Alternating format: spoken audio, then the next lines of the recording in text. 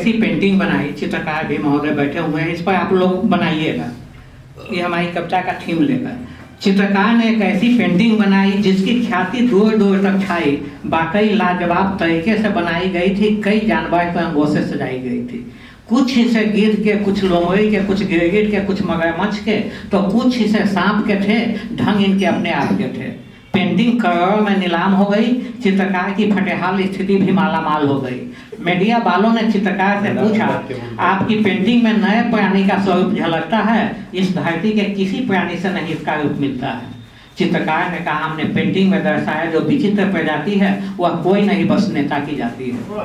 यह सांप की तरह समाज को रखता है, लोमड़ी की तरह धूल खोपड़ी रखता है, गिद्ध की तरह देश को नोच के खाता है, मगरमच्छ की तरह झूठे आंसू छलकाता है, गिरगिट की तरह रंग बदलता है, पूरे कौम को छलता है। इन जानवरों में जितनी बुराई है नेता के अंदर तमाम समाई है, फिर भी मंच पर चढ़कर बोलता कहते हम देश की भलाई है। मेरी पेंटिंग नेता के चरित्र को दर्शाती है, सोए समाज को झकझोर के जगाती है। यदि हमें चाहिए इन जानवरों से मुक्ति तो हमें ढूंढनी होगी कोई युक्ति। और कविता जिसके लिए लिखी गई थी वो अंतिम स्टंजा है, मैं तो बड़ी बेसब्री से उस दिन की प्रतीक्षा में हूँ जब आज़ादी के सपने को साकार करने हेतु कोई मसीहा इस भारत भूमि पर उतार ले और मेरी तरसती हुई आंखें उसकी छवि को अपनी पेंटिंग में उतार ले, उसकी छवि को अपनी पेंटिंग में उतार ले। और अब लिट्टी भर पर